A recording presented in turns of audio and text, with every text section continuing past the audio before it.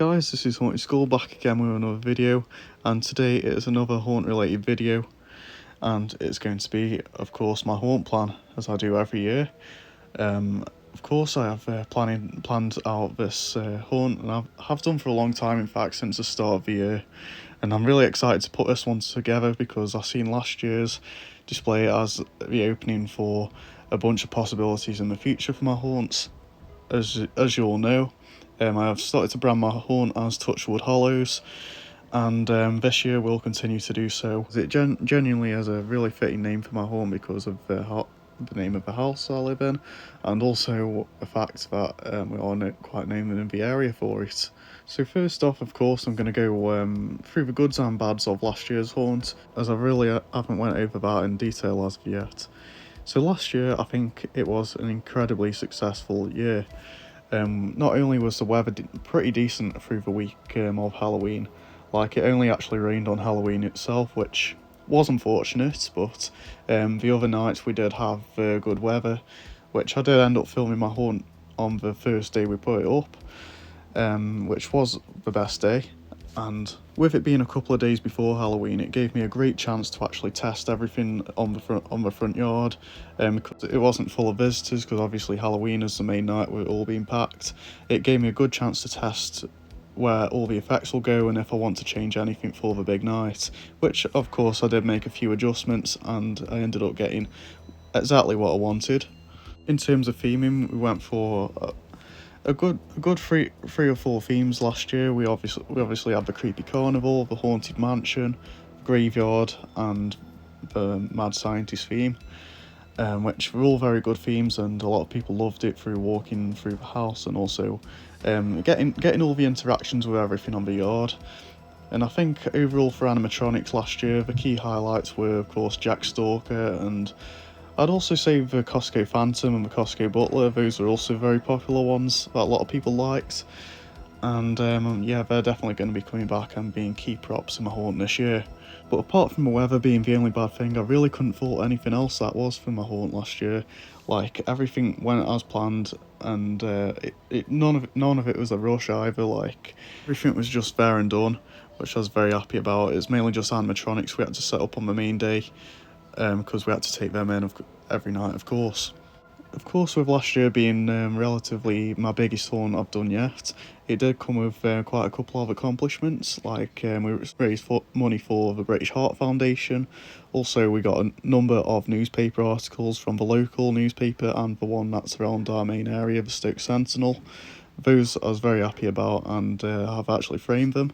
The main thing I enjoyed about the entire thing, though, was actually going out there and hearing the feedback from our guests. Like, I love to hear what surprised them, what scared them, and of course the favourite parts of the theming and everything. They're all stuff I really like to employ in my haunt and take in everyone's feedback, because it just kind of felt like putting a successful attraction together, and I really can't wait to continue to do that this year. Of course, I have stepped up the notch with special effects as well. Fog has been a big thing, projection mapping in certain areas, and also lighting has been a key part as well. So without any further ado, I'm going to take you on to the plans for this year's haunts and go through each room one by one. So let's head to it. Here is the first look at my theming for Halloween 2023, and as you can see, it looks massively different to how it was last year. We're not going for just like 3 themes in the house this year. It's all going to be tied into one theme. I'm taking this route because I'm giving my my haunt a bit of a storyline this year, I think, and I really want to pull this off. Whereas the thing I'm going for is basically the ruins of this old house. Each part of it has unusual goings on, and there's something behind it, something that's really pulling the strings of everything, and that'll be left for the finale of the haunt. That is my concept, and each area will have something in its spot that's there for a reason, and I think it's really going to scare the socks off everyone, to be honest, and I cannot wait to pull this off. Probably the thing that's going to be staying the same as last year, because I really don't see any reason to change it, is the hallway. Last year the hallway I think was perfect as it was. The difference that's going to be done this year is the emphasis of the leaves that are kind of like blowing into the house, like it hasn't been attended to for a while. I think this will look really good, and the way I'm going to achieve that is get some autumn leaf netting or something like that, and completely like cover the area with it, but not do it too much so it doesn't look like sloppy or anything. But yeah, I think that's all going to look great.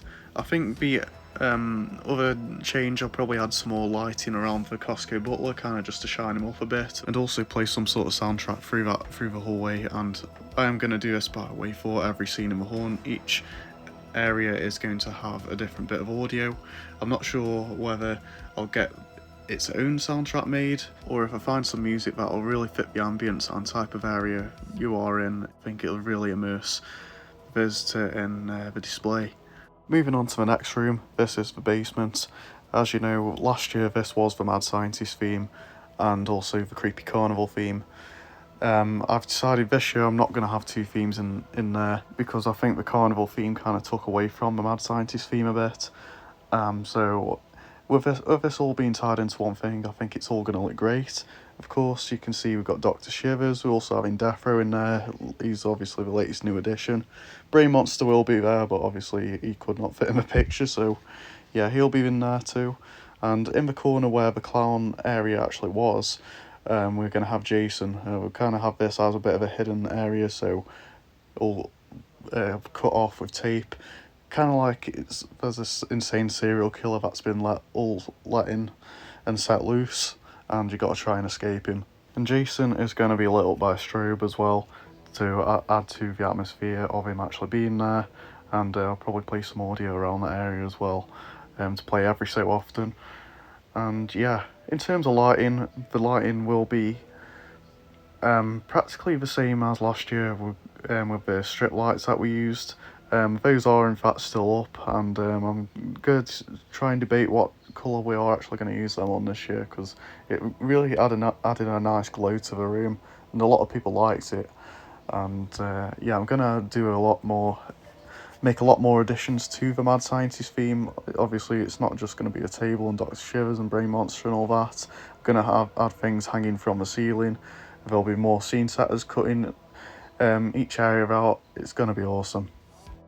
Okay then, so as we start to make our way into the living room, this is themed as the Ruins this year, and this theming is mainly based on an old style classic horror haunted house with a bit of a twist. If you go into the room, you're presented with the Lumia Phantom, which is meant to be the spirit that has always sort of had a connection with the place and possessed it.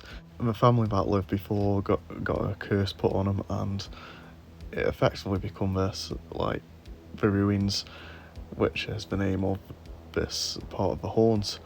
So as you can see at the top, we have the Lumion Phantom. He is in the same spot as last year. I'm going to have all that purplish blue lighting at the top to kind of give it that spiritual feel. In the top left corner, we're going to have Peekaboo Penny, which she is one of the residents of the family, and also Face Ripper, which is going to be father, I guess, but we'll see how that plays out. As you can see, next to Face Ripper, we've got a projector, which on this wall opposite him, I'm going to be doing there will be a projection mapping effect of something on there, which I haven't made my mind up what will be on there, but I know for sure I'm going to use that wall for something, so we'll have to see on that one. And as we move down to the bottom, this will be the biggest part of the room, and as you can see, not much of it does actually differ to last year with Count Vigor and the Costco Werewolf. Those are just in placeholders until I can think of what I can do to confirm this theme. But yeah, I'm planning on using the same scene setter, but I'm also going to get like things that will overlap it and make it all look overgrown, kind of like the mansion is old and kind of decrepit. And main difference really is in the bottom right corner we have the new Creepy Rising doll, which will be the main antagonist of the haunt this year. I really can't wait to see what I'll do with her. She's such an awesome character, and I can't wait until I see what I can do with the bigger version. And the area behind her, as you know, this spot was where Jason was last year, and I'm thinking that I'm going to make this part look a bit like it's a bit of a swampy area, like it's probably the most rotten part of the house, and I think that'll really add to her effect. There's going to be some lighting shining up on her. It's going to be really amazing, and I think she's going to really scare a lot of people. As we move to the top of the stairs, as you know, I really don't do my haunt upstairs much anymore, so it's kind of just going to be as it is. The As the Pirate is kind of just a standing prop there. I might end up using the Newly Deads possibly. It might be a better choice actually. But we'll also have Menacing Molly in the bottom left room, which I do have a bar above the window, which I plan to hang the swing and actually open the window, which will allow her enough space to do the jump scare. I have given this a test and it works perfectly, and I can't wait to do it because I think it's going to scare a lot of people as well. And probably for lighting wise, I'll be using a strobe on her just to have that extra effect. As you can see, the last room that will have something in it is the main big bedroom. That will have the Atmos Effects projections playing from it. As you know, last year I used the Jack-o'-lantern Jamboree. This year I'm planning to use a compilation of the Phantasms because I think that'll be much more fitting and scary. Last but certainly not least, we have the front yard, which this year it's going by the name of Touchwood Cemetery, and last year it was Dead Bones Cemetery.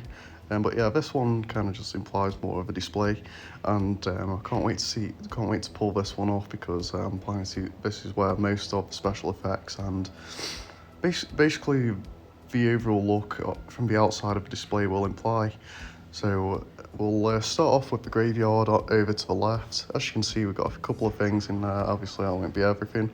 We've got the range Groundbreaker Zombie, because I'll use a couple of Groundbreakers in there, Tombstones, and also the Spirit Halloween Grave Watcher, which she is currently on her way, and she's going to be a highlight of that area.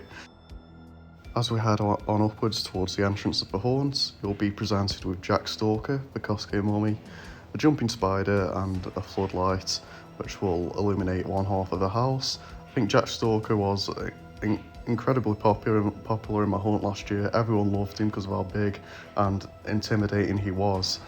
And yeah, he's going to be in the same spot. And Costco Mummy, I'm still 50-50 about getting him, but I think he would be a great addition in that spot because he is that tall and I think would fit the themes really well.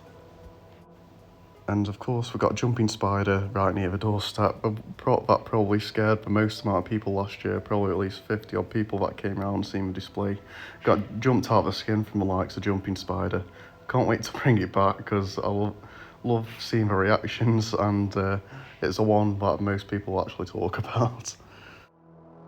And as we go over to the top right, you can see we've got the Costco Pumpkins. Both of them will be back this year. We'll have a little pumpkin patch section for them. And we'll also have the SBI Gravedigger. He was great in last year's display, but the place that we put him really wasn't really helpful for his arm movement because it's kind of sloped. So we did have to change the motor out as it ended up dying on Halloween. But yeah, he'll be back and he's okay. And probably the biggest addition to my haunt this year, the thing that's going to be number one on my chat list, is the Costco 10-foot Reaper. And last year, as you know, I got Jack Stalker. That's the entire reason I did not get the 10-foot Reaper, because I didn't want it to take away from my big key prop. This year, I have full plans to get the 10-foot Reaper, and I can't wait to use him in this spot. And I actually use an inflatable in this spot, and as you can see on the entire yard display, I have completely phased out inflatables because I want this to be a full animatronic dedicated display, and I think this is going to achieve that. And as you can see right between the Gravedigger and the Reaper, actually, I'm planning to use some kind of flame effects to illuminate underneath the Reaper. That'll make him much more dramatic, and there'll also be several fog machines that are dotted around the front yard, just to completely give the fog, or the drive, a coat of fog to give it an effect that it's kind of in the middle of a gloomy wood or whatever. I think that'll look great. And as I talked about briefly, the floodlights, I'm gonna have one each side of the house, one on blue, one on purple. I'm currently hinting at, but I'm gonna have to run some tests and see what works best.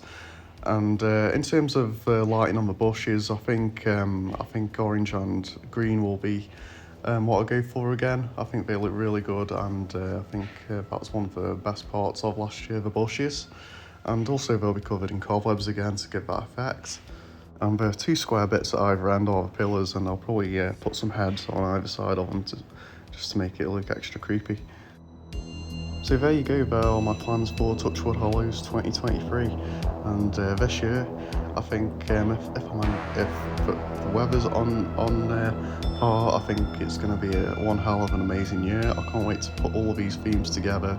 Also, hopefully get everything that's on my checklist to get to pull this display off, and we'll see what it's like when it comes around to it. As I said, this year my aim is to pull something off that I haven't done before, and that's a much more darker concept, and I really want to get all of those scares in. Of course, bring in all of them horror attraction elements. If you were wondering when I'm going to start making or putting together this display, I usually start around the start of October, and I do the odd things in August and September, of course, with testing and kind of getting things ready in advance, knowing what I like, what I don't like, and just so I can just put everything together quickly and get it out to everyone as soon as possible. So yeah, tell me your thoughts in the comments below. Maybe if you have some advice, I'd love to hear it. And if you enjoy, please give us a like. That'll be really helpful, and also subscribe to the channel, as I really appreciate that. And till the next video, this is your guide for all things spooky.